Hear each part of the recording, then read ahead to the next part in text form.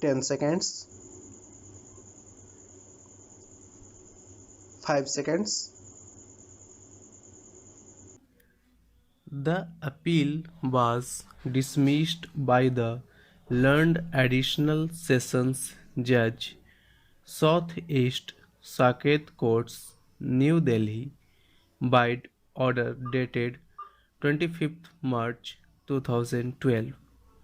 Thereafter, the appellants, after expiry of 3 weeks, filed second application under Section 438 CRPC, which came to be considered by the learned additional sessions judge to Southeast New Delhi, who allowed the same by the impunged order dated 10th March 2012. The aforesaid order was assailed before the High Court on two grounds. First, the accused persons had misrepresented the facts on that there was no change in the circumstances, and second, the application for grant of anticipatory bail could not have been entertained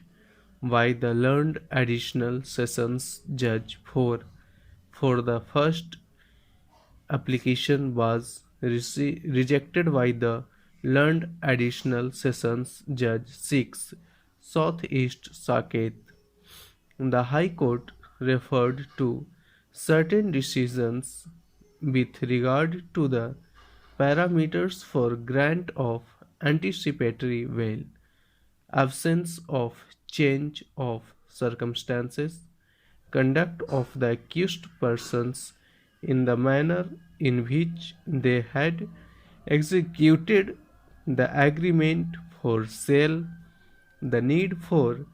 custodial interrogation, and the impropriety in view of the fact that another court had entertained the application for consideration despite the fact that the first application was earlier rejected by another court, and